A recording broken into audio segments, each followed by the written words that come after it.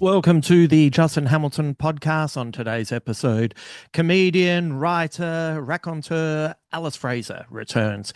And it's a great chat, as always. She's one of my favorite people.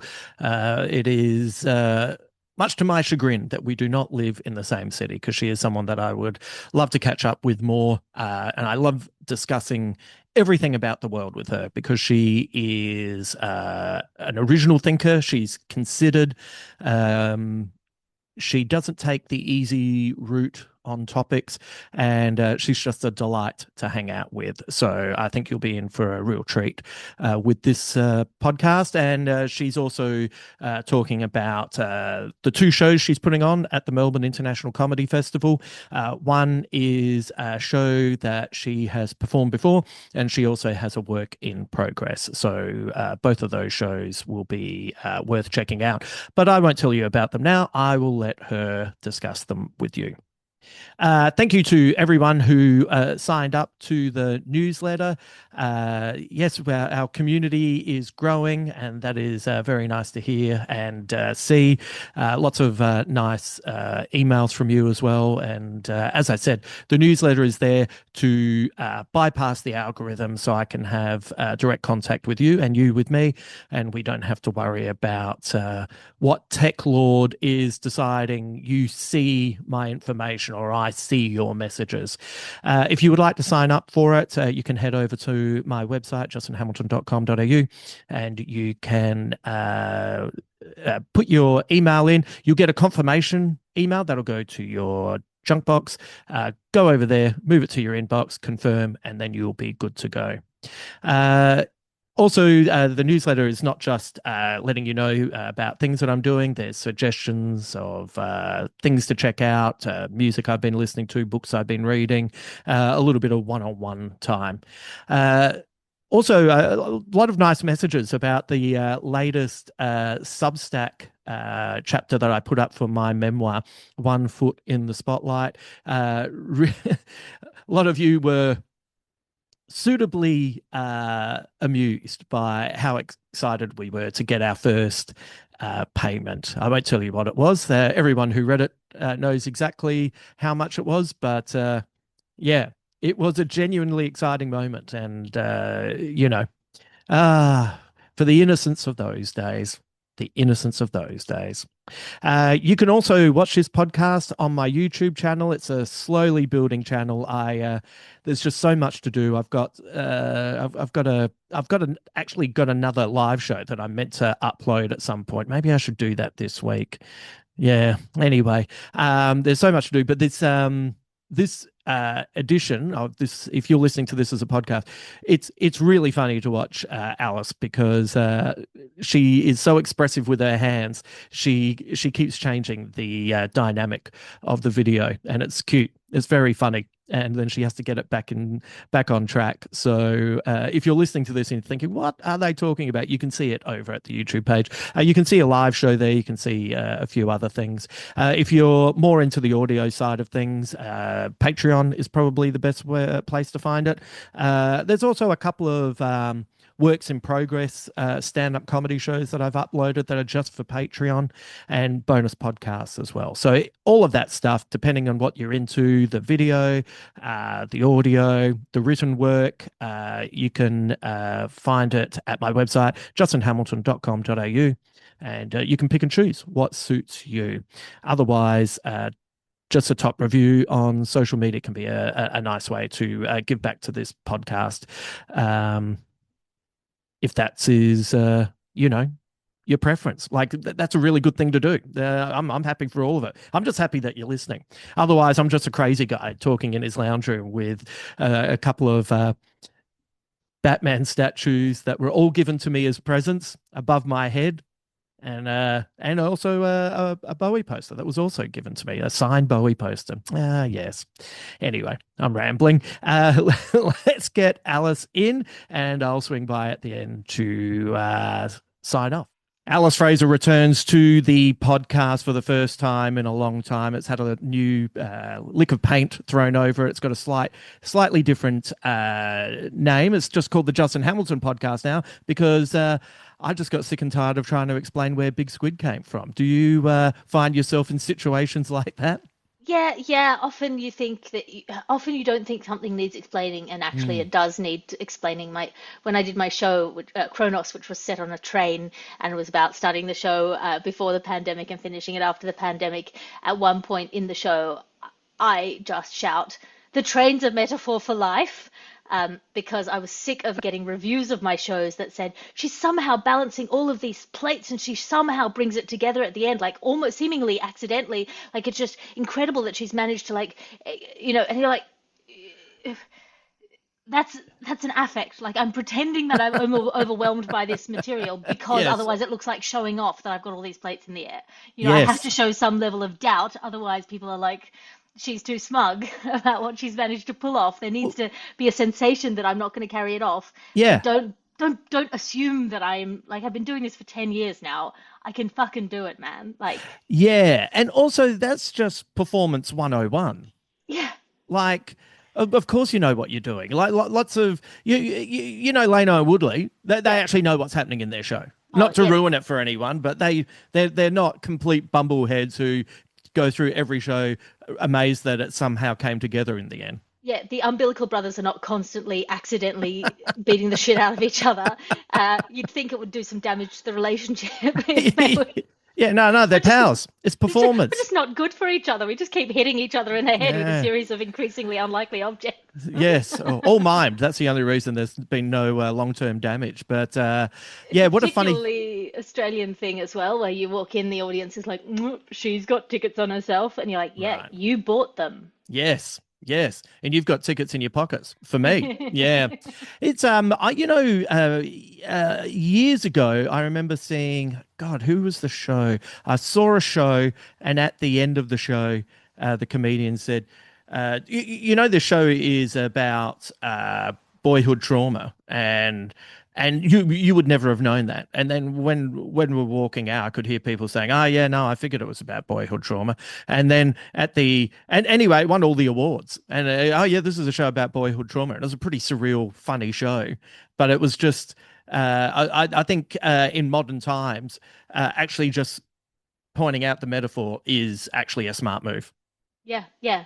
The train's a metaphor for life. But yeah, this year's show is called Oh Man, and it's about masculinity. So Yes. I mean that's not the one Melbourne. I've got A Passion for Passion, which is the show about romance novels, and then I'm doing Oh Man as a work in progress. So Oh right, okay. Have you performed the previous show in Melbourne? A Passion for Passion, I've not performed in Melbourne before, but I've Right. worked it up as it was my book tour show, and then I Yes. turned it sort of carjacked it into being a comedy show, and that's a lot of fun. I've got a book exploded out across the stage, Yeah. and it's about why romance novels are everyone's guilty pleasure, and why I think men should read romance novels because I don't think straight men have any idea what is sexy to women about straight men. Uh, Yes, yes. Look, I have a mild insight from a single mum background. Arms. Arms are a lot hotter than straight men ever realize. yeah, and competence and arms, and the idea of the. I think guys look at romance novels and they're like, "What? Well, I can't be a cowboy with 8 abs who gives amazing head and will invest in her donkey sanctuary." And you're like, of those things, the non-negotiable is the investing in the donkey sanctuary. It's the giving a Yes. shit about Yeah. like what she cares about. Yeah. You almost always in like traditional romance novels, he will start out as a sort of a manifest, and I'm talking about like trad, hetero, blah blah blah. He'll Mm, start out as a manifestation of like a particular masculine toxicity. He's a buttoned mm, up military man who can't express his feelings, and they're in mm. arranged marriage. And he's got an important speech at the Houses of Parliament, and she doesn't think he loves her because it's an arranged marriage, and so she runs away, and then she's kidnapped by bandits, and he's in his important speech at the Houses of Parliament, and someone like whispers in his ear that she's been kidnapped by bandits, and he throws down the speech. "I'm sorry, gentlemen, I don't care." And then he gets on his horse and he rides through the rain and he fights the bandits, and then he seizes her in his arms and he says, "I never knew until this moment how much you meant to me," and then it's happily ever after. And men will see that plot and they'll go, "That's not relatable to me. Like I don't understand how what I'm supposed to take from that." Mm. And you go, yeah, but it's like it's a metaphor. Yeah. The train's a metaphor for life. Imagine a guy, he's doing the washing up, what a good man, doing the washing up, listening to a bit of a podcast. Nothing wrong with a bit of Joe Rogan while you do the washing up. She comes home, she's had a hard day at work, she wants to have a chat about it. He's like, I'm sorry, I can't listen, I can't Yeah. multitask, I can't be a good man and a good man at the same time. It's too much. Just being a good man right here. And so she goes to the bedroom, has a bit of a cry, and he has to put down the dishes of parliament, Mm, get astride the horse of his emotional intelligence, ride through the reins of prevailing socialization, and go into mm, their bedroom and put a hand on her shoulder and go, hey, mm. want to talk about it. Yeah. And actually, that's the thing, Yeah. right? That's the core of it. By the way, for anyone listening, that also was a metaphor. Yeah, yeah, yeah, yeah. Yeah. It's Metaphors all the way down. so the are there there must be male romance writers, and do they fit into the genre that the women sort of dominate, or do they come at it from a different angle that is at the very least would be interesting? There are male romance writers. There are men who write romance novels, often under a pseudonym. Oh yeah. Sometimes they are good, sometimes they are not so good. Um, What's the what mistake that they make? I think there's a I think a misunderstanding about what women find attractive about themselves as well, Right, maybe. right.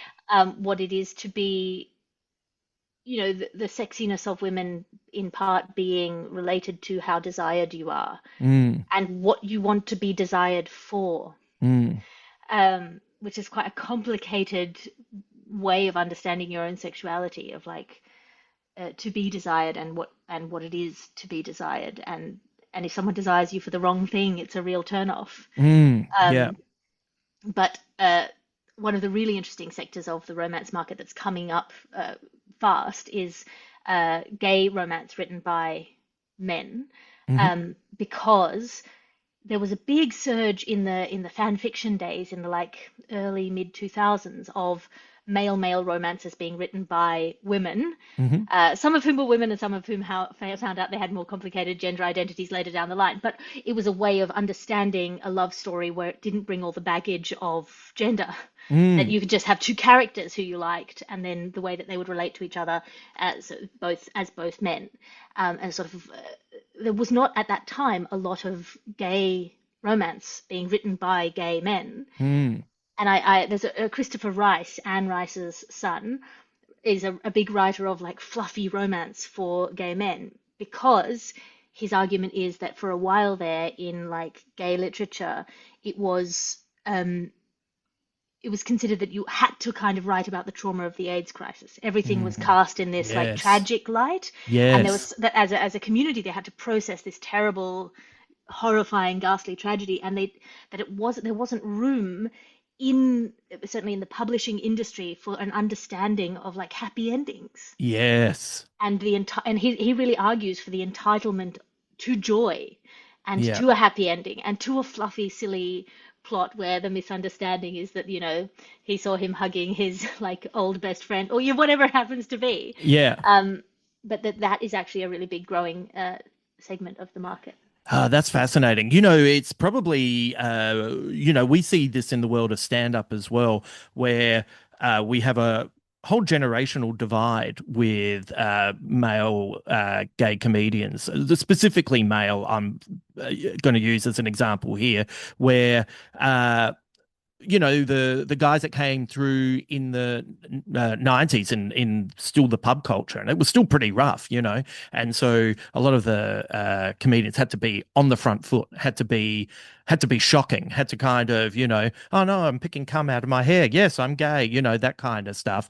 And then don't get me wrong, everything can be better, but things have improved, and there's lots of younger male gay comedians who sometimes just don't even mention their sexuality, and there's it's funny, there's been this kind of lack of examples of from like 60 plus, because this is the generation who get to be 60 plus in a in a loving male relationship with another man, and it's a whole new frontier. And there's this kind of interesting divide in the way they approach humor and discuss things, which is kind of what it sounds like was happening in the book world as well. It can only be tragedy, but you know what? There's some good stuff. Yeah, that this is just such a fascinating thing where it was kind of held back on one Yeah, front, and then you had this expanding front of female written what was called M/M romances. yeah, Um, and they kind of set the tone, and now there's this new upsurgence, and there's conflict, and there's also support, and there's ways in which those two communities like are really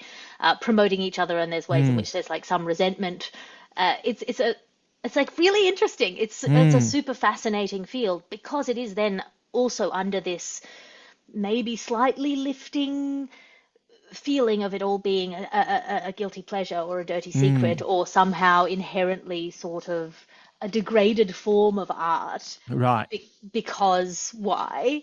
And Mm. those are the questions of that are obviously really interesting, given that romance outsells every other fiction genre. Yes. Given, as Lee Childs, who wrote the Jack Reacher novel, said, literary fiction is a barnacle on the hull of the ship that is romance novels. Any book that you have read that was not a gargantuan bestseller Yeah. was funded by romance novels. Yeah. Um, I just need to point out for my long-term listeners, if I don't make a Jack Reach around joke, they're going to be very disappointed. It was something that Adam Richard and I became obsessed with. So for long-time listeners, yes, I was thinking it as well as soon as Alice said Jack Reacher.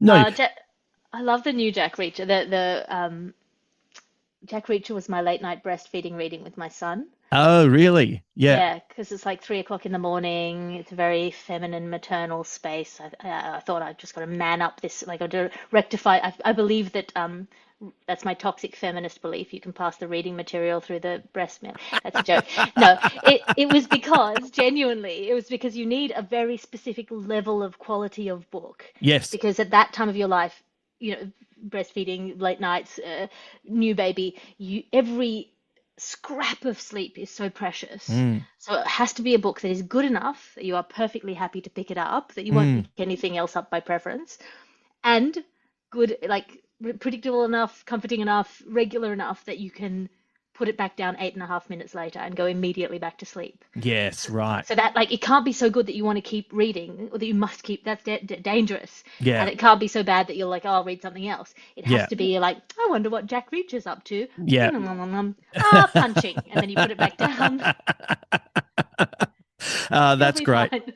I kind of wonder if the dismissal of romance as a genre in the mainstream is actually good for romance, because my belief is always when something gets elevated, then that's kind of the moment when the art form uh, becomes a bit blander because it becomes sort of spread out. So isn't that kind of a good thing? It's kind of left there, which allows other writers to come in and explode what they can do within the genre.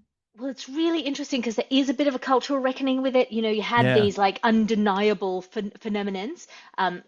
Like you had your Fifty Shades of Grey, you had yeah, your Bridgertons, you had Twilight, all of which managed to get in as not romance, which meant that they mm, could be listed on bestseller lists. That's the other thing. A lot of bestseller lists don't factor in romance because romance outsells all other genres by such a degree.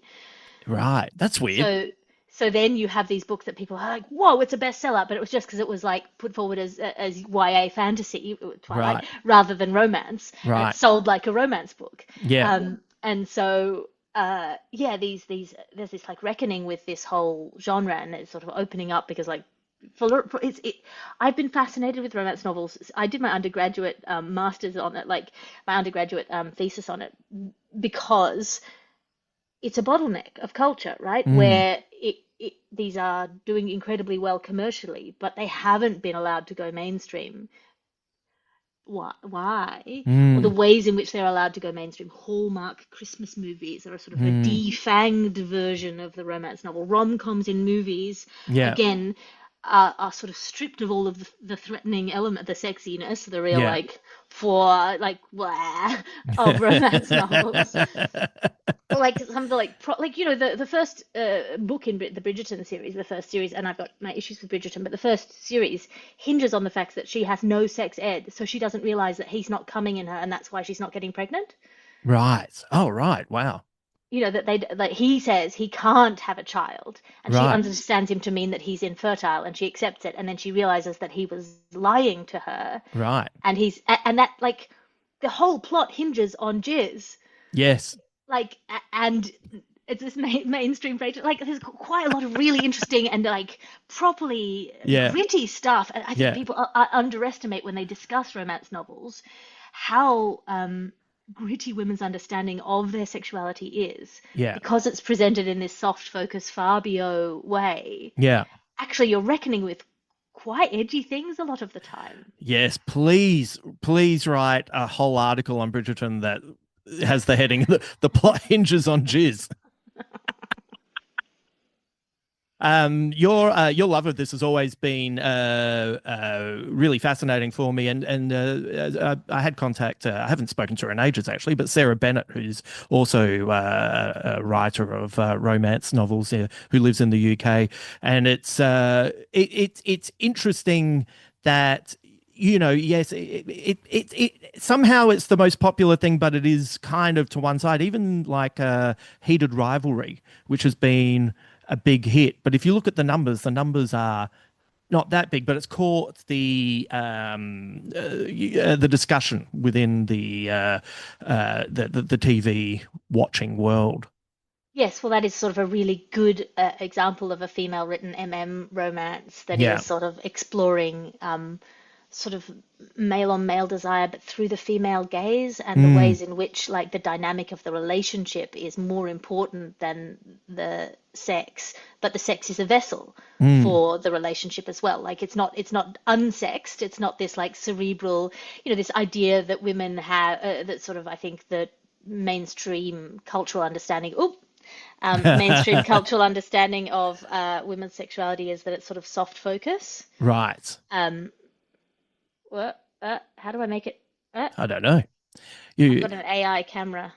anyone listening to this and thinking that Alice is having a stroke, basically her camera just zoomed in suddenly. You know what? I had this going on. Ah, There you go. That was amazing. It's like uh, magic. I have to it's tell you, magic. it was turned on with this video for a while, and if I moved slightly, the camera zoomed straight in on Bowie's face behind, and it was quite disconcerting for people who didn't know it was coming. Yeah, Um, but yes, as you were saying, the like the parameters for it. well, yeah, just I think the understanding, and it is women as well, that Mm, our kind of explicit expressions or mm, articulations of our own sexuality are a bit whitewashed. mm, And actually, there's a lot more interesting stuff going on under the surface than we're willing to discuss or admit. mm. Um, that kind of the public presentation of women's desire is very. And then you bring her roses, and you tell her that she's pretty, and like, Yeah. man, if you read romance novels, it's like super intense. Like if you kind of delve into any woman's like back catalogue of wank fantasies, they're much more complicated than you would think. Yeah, absolutely. It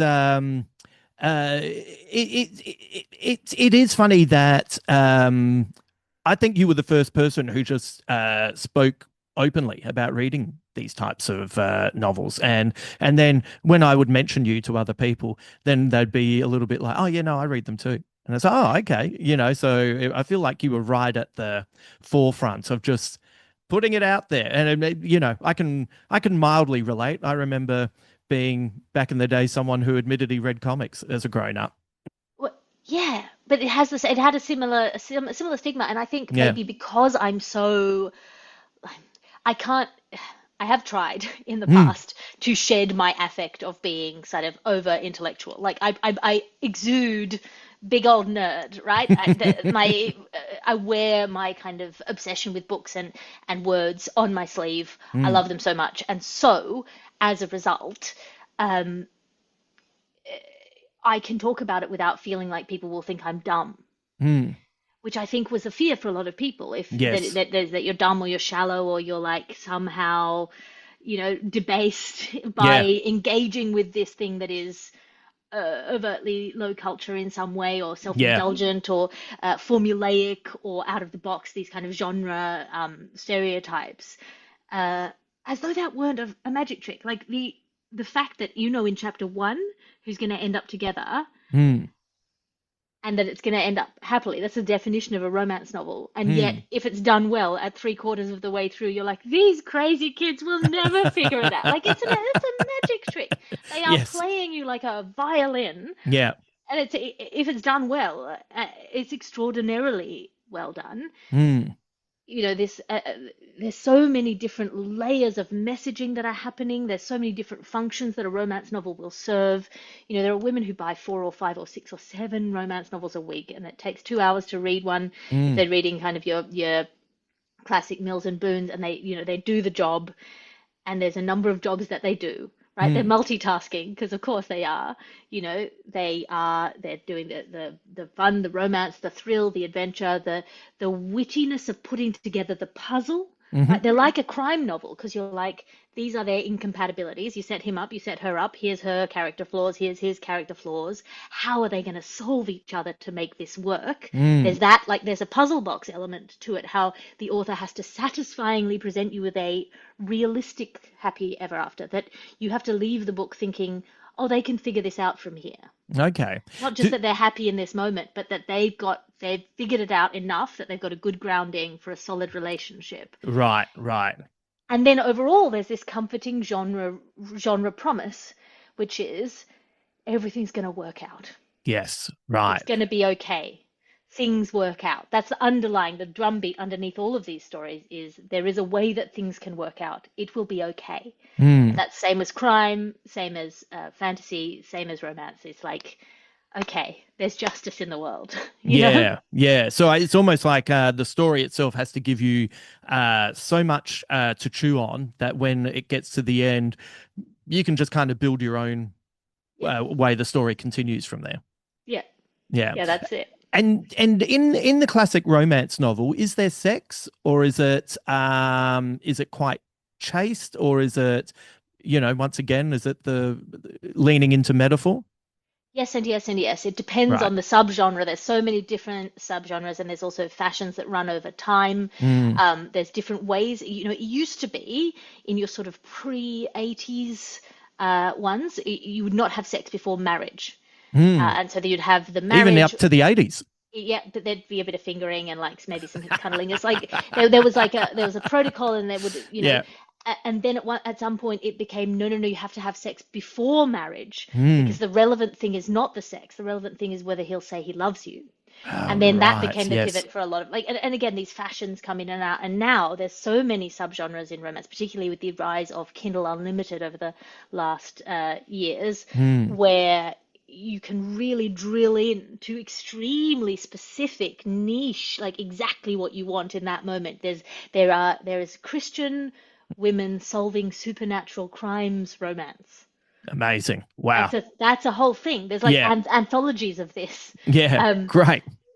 yeah, so you can go clean, you can go dirty, you can go whichever way you want. You can have, sex on the first page and all the way through, and all of the problems are solved through sex. Mm. I mean, heated rivalry, they're banging from basically from the get-go, from very Mm. early on, but it's the solving, how do they solve the relationship?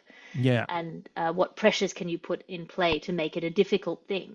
Mm. Now it's a really tricky thing for romance writers, because there's less of a taboo against sex Mm. before marriage. And so where's the tension here? Why can't they be together? Right. You know, Right. which is why historical romance is so much fun, because you have very strong, strict class and behavior Yes. boundaries that you Yeah. can then fiddle around with and play with. Um, yeah. Yeah, I Anyway, guess that makes a modern day romance. There's you have to really go searching for specific well, you'd have to search for specificity to make certain why people couldn't get together because for the most part people can just kind of get together now. Yeah, so you have to figure out like what again, it's a puzzle piece. So Yeah. are there cultural constraints at play? Yeah. Is one of them a movie star, so they can't be seen to be X or Y? Yeah. Or these kind of sports player romances of which heated rivalry is an example, because then you Mm. have the external view, and then that's also a place where romances can have a little bit of that old-fashioned stuff of like, what will people think? Yeah. So yeah, all of that is, and I think that's one of the reasons why romantasy has taken off, because you then can have a culture with very strict class hierarchies and rules about who is allowed to interact, and you can build. I think there's a problem now with historical romances where people feel like if they're going to be writing in a historical romance, particularly in England at the period which a lot of romances are set, sort of Regency period, you're going to have to reckon with like imperialism and Oh like, yeah. oh, actually, this class system that we were playing with, that maybe makes us feel a bit, ugh. Yeah. Whereas if you can set it in the fantasy world, you can have Yeah. he's a fairy lord and she's a mere mortal, Yeah. and we don't have to reckon with the reality of like what a dukedom actually means, Yeah. Yeah. for the people tilling the fields. Yeah, I love the idea. And both kingdoms never took over another kingdom. So let's just focus on the good shit. I've got I want to throw something your way, which is that the manuscript I'm working on at the moment has a female lead. And as we have discussed off podcast, when you write, you've just got to go straight ahead. You can't go back. You can't. As soon as the one moment that you go back, you think, I'll just rewrite this, it's over. Deadly, It's deadly. done. So you just Takes got you to out of go. the knees. Yeah. So you got to just keep going forward. Interestingly, I've had two women that I really respect tell me that they feel kind of awkward at the prospect of me writing a female lead. So I have something. I have something to tell you about that, but I'm curious to know what your initial thoughts or something like that is. I sort of, I don't, I've never really had a problem with the idea of fiction. Um, Mm, that you are, by definition, writing something that isn't real. It isn't you. mm, It isn't, that side of, I don't know. I have been in trouble before, or sort of been called in a derogatory way, called a centrist, right. because I have, I'm wary about identity politics Yeah. as your first response. Like it can be such a useful way to understand the world is more complicated than mainstream narratives would tell us. But I really am wary of anything that is also functioning to put you in a demographic marketing box. Mm, I don't like people telling me who I am based on what I am. yes. That my understanding of the world, while of course there's influences about, that are based on these things about me, Mm, I think I ought to be able to decide how relevant they are. mm, And I feel like some of these discussions that are like identitarian strip you of that agency about deciding what applies, what's relevant, mm, So I always have been, I've always preferred language that is like, I am doing this thing. So rather than saying like, I am a Buddhist, I would say I was brought up Buddhist. right. Like, or I tend not to eat meat. Yes. Um, because then it becomes a thing that I'm doing, and it also then makes it easier for me to examine if someone's making a critique Mm, of female comedians. This is yeah. what female comedians are like. I'm like, I'm a woman doing comedy. Yes. Or even more one step back, and I know this is like a bit wanky, but like I'm being a woman doing comedy. Right.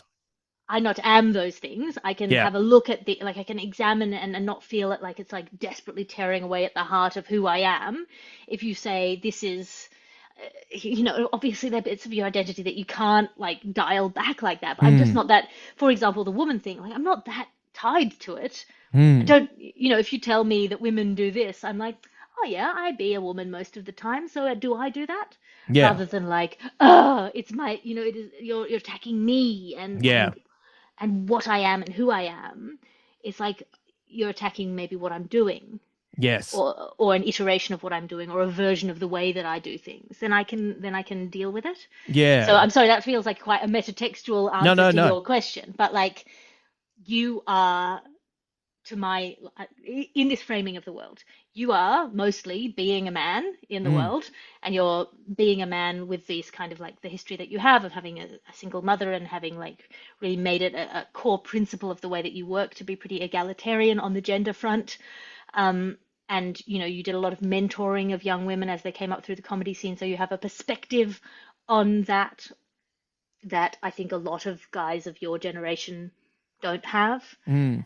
And so when you say I'm writing a female character and it's set in this scene, I'm like, yeah, you have enough people that you can talk to be, is this right? Is that right? Or I understood it to mean this. Did you also understand it? That you can calibrate your way through.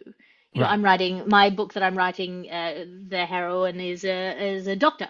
Mm. I'm not a doctor. I've spent a lot of time in hospitals as with my mum who was a patient, and I feel like I have an understanding of the vibe of hospitals. But I've got like three of my friends who are doctors who are going to check for me Right. and see if there's anything that we can like dial in or anything that I've got completely wrong. I think that's a perfectly legitimate thing And to do. yeah, and that's exactly what will happen. I'll finish and then, hand it over and get that perspective and see if I get something, just kind of off or whatever, and open to feedback.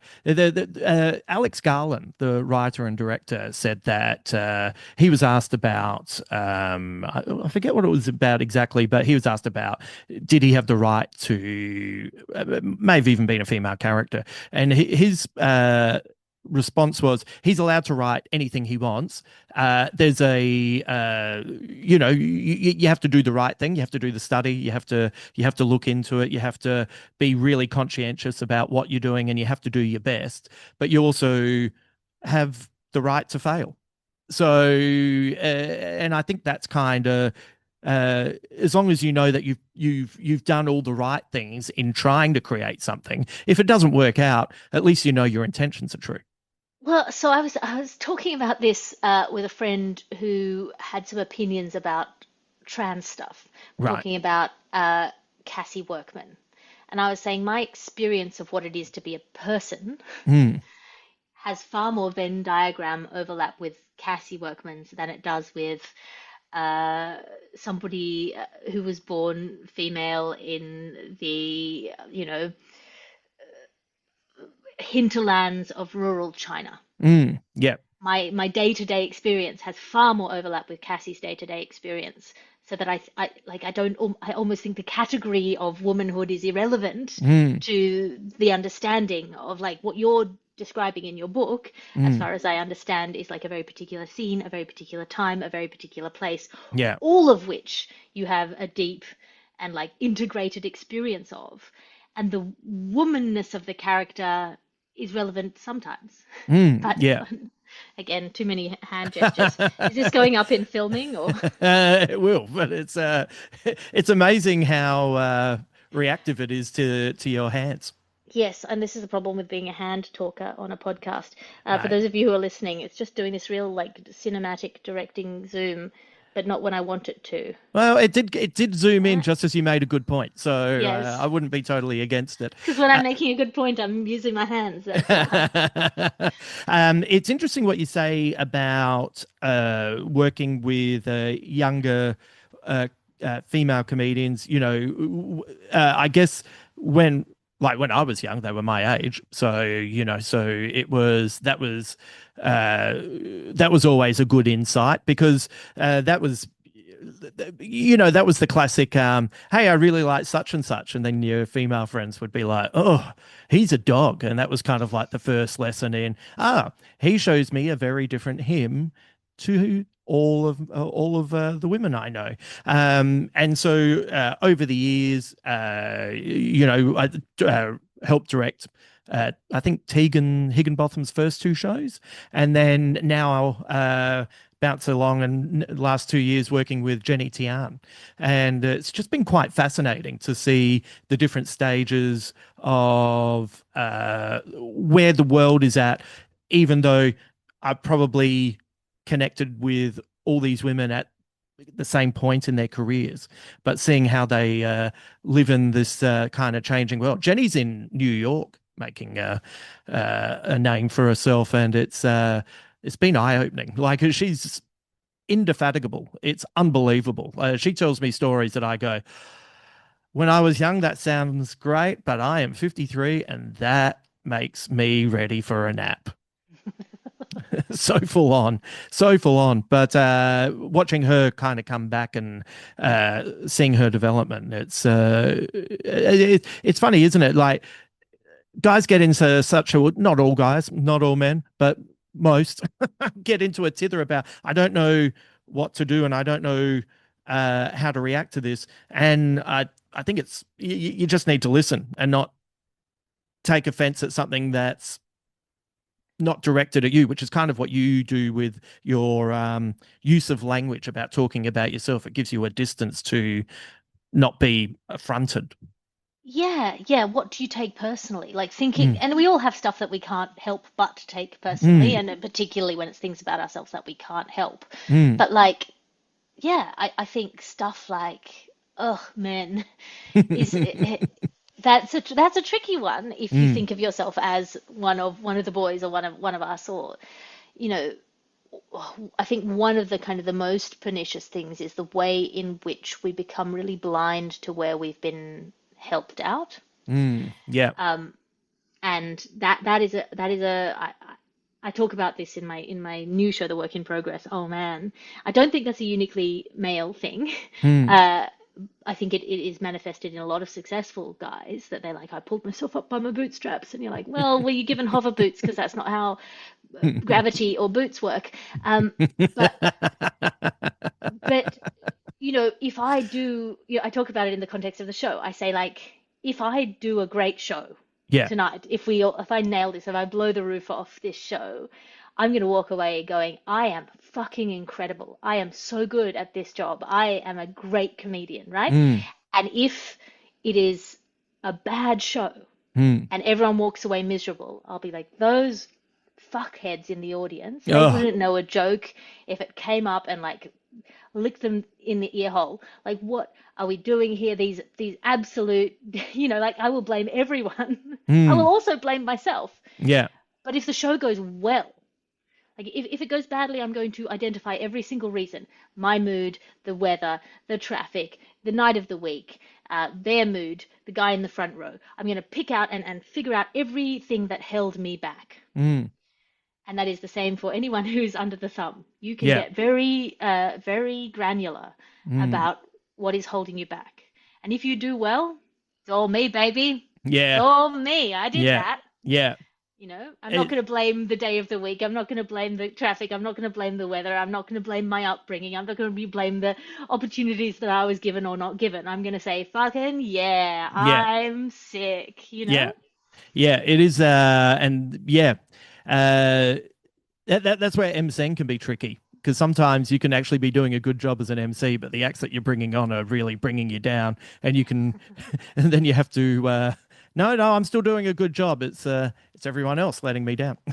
Yeah, but this is sort of by definition, if we're talking about this narrative, and I think it's Mm, more complicated now than it was in the past, but the narrative of like, well, there are advantages that you get for being a man. mm, There are things that you don't have to watch out for. There are things yeah. that are not going to get in your way. Um, that's not how it works. You don't think about the things where you've been given an advantage. You can see the ways in which you are getting a disadvantage. You can Mm, see, like, absolutely the unfairness of some of the systems. mm, Um, Waged against you. But you also don't see where an opportunity is very easy to take up. mm, Oh, this is a great gig. You can make money if you go, and it's in Cardiff, and you got to sleep in the bus stop until the night bus comes, and so that's only £30, so you're actually making about £100 for that gig. mm, What a great thing! And somebody who has a family or responsibilities like, well, then I have to pay for 13 hours of babysitting, and mm, also I'm alone at the bus stop at night. mm, Here's this great gig. Oh man, what an opportunity! This is like there's this booker there. It's just down this stabby alley full of mm, penises and knives and knife penises, like mm. just and you're like, what? When's the last train? Yeah. And they're like, oh well, if you miss the train, you can just sleep on my couch. And you're like, thanks, Sleazy Dave. Do Yeah. does your wife call you Sleazy Dave?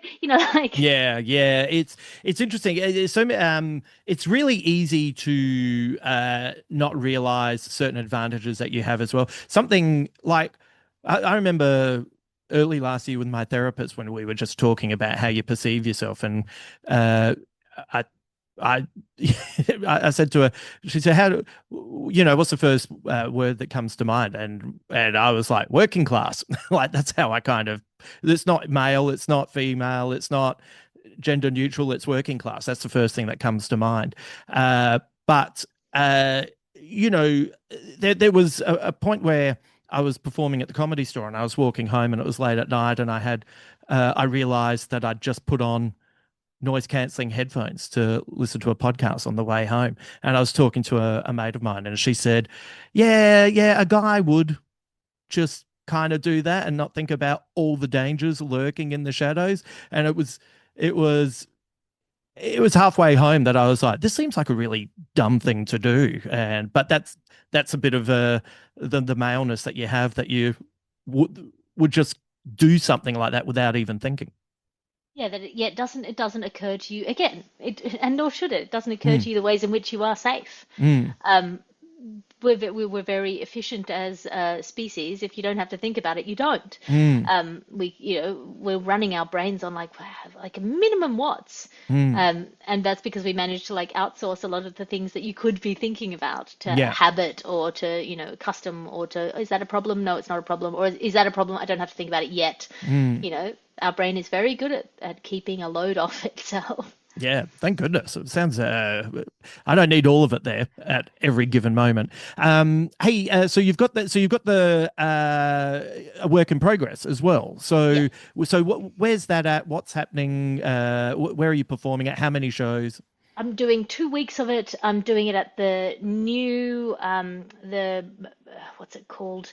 The the new fucking I don't know. It's in Melbourne. It's It's it's in called Melbourne. Alice Fraser Whip. Yeah, look it up. The show will be called Oh Man, but actually at the moment it's just called Alice Fraser Whip, work in progress, and it's about me trying to teach a sentient Roomba how to be a man, Mm, um, basically because I I think we're living a very interesting time, mm, where sort of I want to talk about the history of ideas of masculinity and where we're sitting at the moment with a lot of this very public argument about what it is to be a man and this real embrace of kind of pretty retrograde and slightly fictional ideas about masculinity and what men used to be and what the point of men is.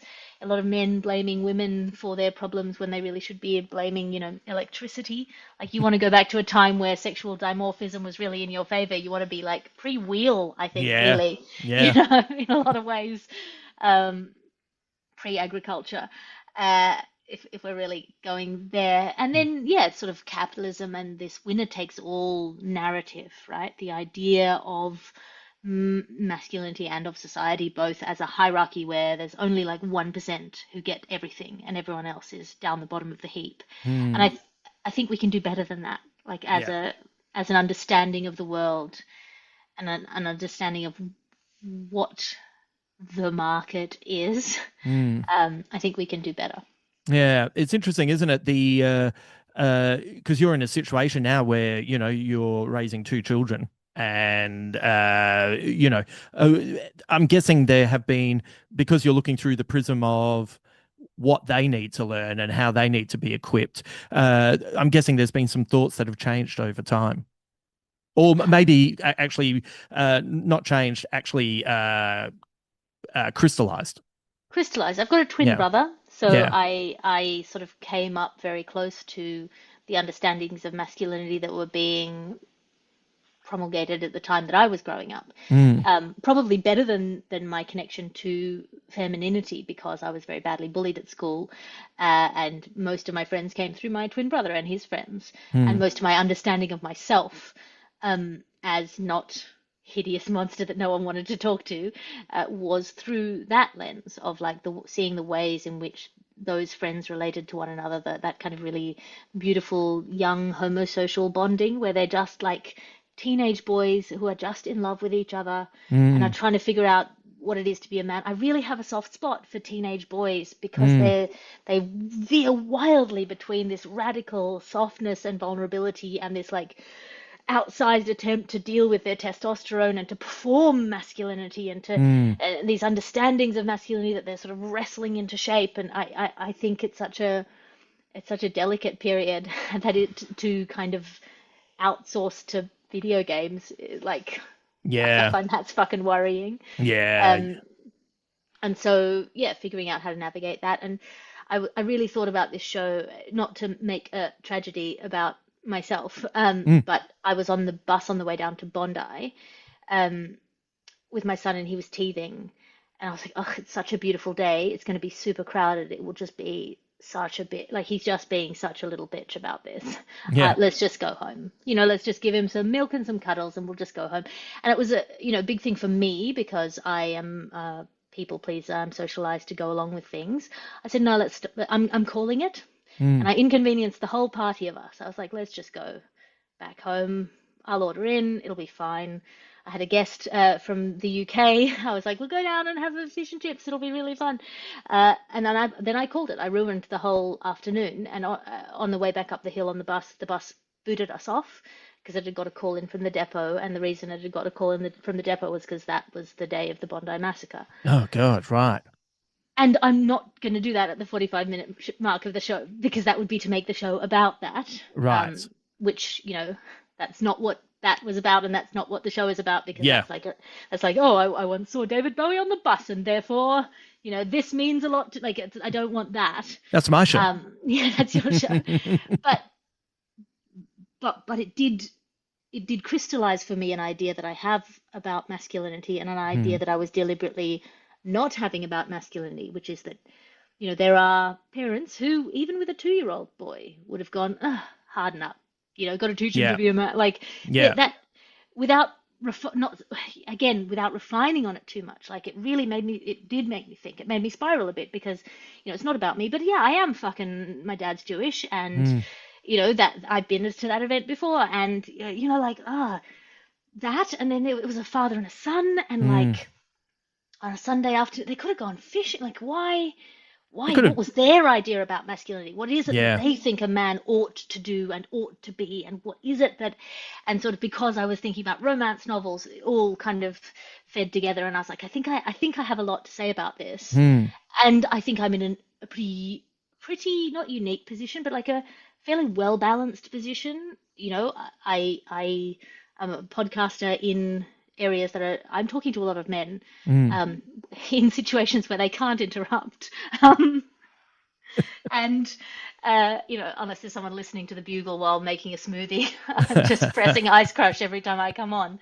Um, I do actually, proportionately, podcasting is about 50-50 listenership, but women tend towards more like true crime and pop Yeah. culture, and men tend to more towards news and technology and comedy. And I'm Mm. in the news, technology, comedy. I have like whatever it is, 4 fucking podcasts. I have one science fiction and fantasy. I have one science and technology, and I have one AI and the creative professional. So Yeah. like with that, it is mostly men who I'm talking to, and so I get their sad emails in the middle of the fucking night. Right. Um, and that's a really interesting, Sorry, sad in what way? Like they're reaching out to you and expressing themselves, or sad as yeah, in, yeah. not as in sad as in pathetic, but like, yeah, when they are wrestling with these things about how do I be a person in the world? Not just how do I Mm. be a man in the world? How Mm. do I be a person in this world, which is so inhuman and encouraging of such inhumane understandings of each other? How do Mm. I operate? I don't necessarily. I want to be seen as this kind of man, but I don't necessarily agree with all of this, and I don't know how to navigate this or that. And I get these emails, and I take it like as a like a big responsibility because I think I see, whenever I get an email from a man of whatever age, I see my teenage brother and his teenage mates, Yeah. Yeah. you know? Yeah. What do you think is, I will let you go in a sec because I know you've got so much to do. But as always, it's a fascinating catch up. These people around you. How do you be a person in the modern world? So you have to have a sense of. Being able to examine your life, and I wonder what's your biggest challenge, because I find for me my challenge at this point in life is I I think my empathy levels have been drained. It's not that I don't empathize with people, but I hit a point towards the end of last year where I had to really kind of shut some doors to almost like rebuild myself because I just felt drained. So I wonder what's your latest challenge? Uh, I mean, there's a really kind of boring life hacky version of that, Yeah, which is I am resisting that my son wakes up at 4 a.m. That's his little alarm clock, and I am resisting phone onset right. until I am in a situation where like I have babysitting various days of the week, and when the babysitter arrives, that's when I can pick up my phone. Mm, Um, and that is not just like this, like, oh, I want to pay attention to my children. It was just this really brutal realization that it's a zero sum game. mm, When I wake up, either I get to decide what my brain is going to do, hmm. or they do. Like either I get to determine the landscape into which I awaken. Yeah. Because there's this temptation early in the morning and he's half asleep and like, oh, well, I could get some emails done. Nothing's really happening. It's this quiet time. It's the me Mm, time, I could, really get some stuff. I could get, but it is that thing of like, what is my first thought going to be? mm, And do I get to choose the first thought, or is it whatever the fucking algorithm throws into my face is now what I'm thinking about? yeah. And that came up because I saw a lot of shows in Edinburgh, and I was like, I could prescribe what podcasts these guys are listening to from 5 minutes of their material. And because you're listening, we're now in such narrow information silos that Mm, we can feel like we're the only people listening to this, and then our reaction is the fresh new reaction. But mm, it's 100 people listening to the same thing and reacting at the same level. yeah. And the way that stand up develops is you see what other people are doing on stage and you go, well, I'm not going to do that. I'm going to do this other thing. It starts with take my wife and the people from this suburb are like this and that suburb are like that. And then people react and react and react to each other on stage. But if Mm, you're reacting to the same, there's this flattening and homogenizing where they think they're having original insights, but it's mm, because they're all reacting to the same thing in an isolated bubble that they're not pushing themselves further. They're yeah. not in discussion with each other anymore. They're in discussion with these um, different pipelines. Yeah. And that was like really, that shocked me out of my, I guess, just sort of default mode of like, oh, see what's on the feed. Yeah. And the fact it's called a feed, like a fucking, Yeah. like, I hadn't thought of it that way, but it is disgusting when you point it out. um, so there's that. Yeah. Um, and then the other thing that I'm wrestling with is, having it all is really tiring. Yeah. Yeah. I am really, really, my mum was sick. And so when I was a lawyer, I was like, I can't do this job. I need to have a career which is flexible around care work. And so I Mm, was in a really good position when I had kids that I could adjust my work around them and be the kind of mother that I want to be very present, be very engaged, be, in a way that a lot of people I know can't be and wish they mm, could be, that they spend 1 year off work, they get mat leave for a year. We were in Australia very lucky, 6 months or a year, and they spend that entire time going, ugh, no one's treating me like a person. All of the mm, things that I've built up and that I value, my identity as a person in the world with agency and status, is gone. I'm just looking after these babies all the time. And then a year they send their kid to daycare full time, and then they're back in work full time, and they're like, oh fuck, I hate this. mm, Like I feel like I'm a bad mother. I feel like I'm not doing the, and I have managed to like walk this line where I get to be here for my children, and then I put them to bed, and then I do my work, or I wake up before them, and like I can fit it all around. And mm. then now my son is 2, and so I can get more sort of childcare in place, and it's amazing. But there is not one single second where I'm not doing something. Right. Right. Um, so there's no like, if I've got a babysitter, I'm not going to use that time to like Daydream. daydream or veg Yeah. out unless it's like, oh, scheduled daydreaming time now for the Yeah. writing of the book. Yeah. Like I'm writing a book, I'm writing 2 shows, I'm bringing up 2 children, I'm doing a lot. I've Yeah. got 4 podcasts. Yeah. And you still got to have Somehow, information going in to yeah, go I've out. still got to Yeah. take input, and then and that is a lot. But at Mm. the same time, who said life wasn't meant to be hard? Yes. You Yeah. know, my brother said this when I had kids. He was like, as long as you don't feel like you should be getting more sleep, it's fine. Right. Ah, that's interesting. So, when I'm woken up at 4 o'clock in the morning by somebody kicking me gently in the head, um, I don't go, again, it's like identifying the hardships of like, this isn't a hardship of life. This is part of what I signed up for. Yeah. This is the deal. One day I will sleep again, Yeah. and I'll probably miss getting kicked in the chin with a tiny fat foot, You you know, know? there's a point in your future where you will be poking him saying it's 11 o'clock, you need to get up, so it'll all even out. Alice, I could talk to you for hours, As but ever. you have, as you said, so much to do. Please go and see both her shows at the Melbourne Comedy Festival. Just look it up. You'll find where Just the look it venue up. is. You've got the fucking internet. You're listening to me on the internet right now. Jeez, why are you busting our Jesus. balls? Who told you life was meant to be easy? You want a slop feed of me giving you the information about how to find my stuff? I think they do. But anyway, there's heaps of search engines out there. Where's the best place to find you, Alice, online? Patreon.com/Alice Fraser. You can subscribe there for free. I'm using it as rather, I've got them on all of the social medias, but like I Hmm. just don't trust the algorithms anymore to serve Yeah. you the people you're subscribed to. So Yeah. patreon.com, that sort of functions as my mailing list, or yeah, just generally listen out for the call of me on the wind. Open the doors, people, and listen closely. It will make your day. Thank you, Alice. Thank you. Thank you to Alice for taking the time to hang out with me, and as you can see, as always, just a brilliant conversationalist, and yeah, I'm always fascinated by what Alice thinks about any topic, and it's so great to see her, just kicking goals all over the world.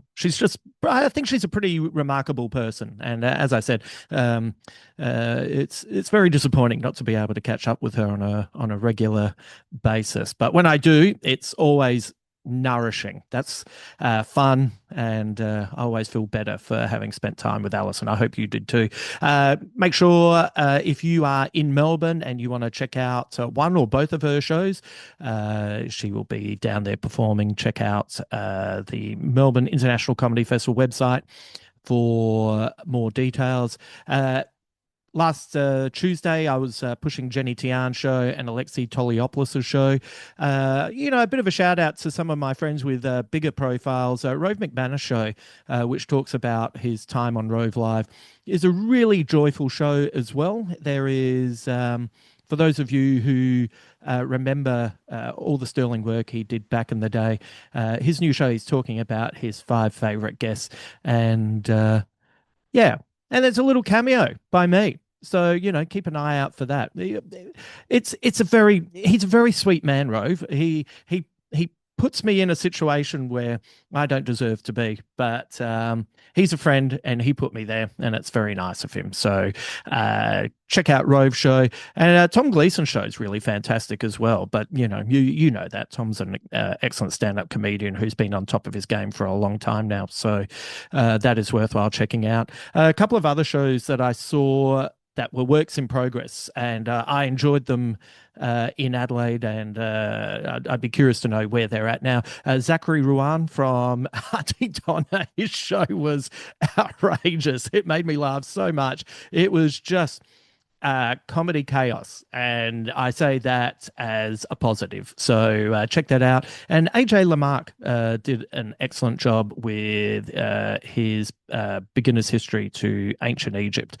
He's so charismatic and he's so well presented. That was a really good show to check out as well. So yeah, but there's lots of other shows out there. See what appeals to you. And, maybe on a tight ass Tuesday, roll the dice. See if you can check someone out that you don't really know. And worst case scenario is, you go, oh, well, we rolled the dice and it didn't really appeal to us. But on the flip side, and I think there's more likelihood of this happening, you might start a relationship with a comedian that lasts for the next 2 decades. So that's why it's a roll of the dice, isn't it? I remember people did that for me. And, those of you who have hung around, you've had me talking about a lot of the same things for all these years, hopefully in new and exciting and different ways. But anyway. Thank you so much for listening to this podcast. I'll be back next week. I haven't worked out who's on next week, but I reckon Mulk must be ready to come back. I think it's time for us to have a little catch up. There's a few new episodes of The Pit that have oh God, The Pit. God, it's such a roller coaster of emotions, but we've got some episodes of that to discuss.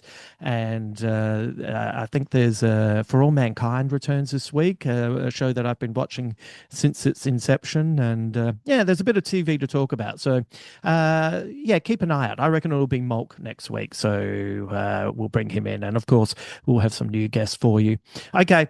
Thank you so much for listening. Thank you so much for all your emails. Thank you for all your messages and just for taking the time to be a part of the Justin Hamilton podcast community. It is greatly appreciated. Time is valuable, and I do not take any of your time for granted. Okay, enjoy your weekend. Until then.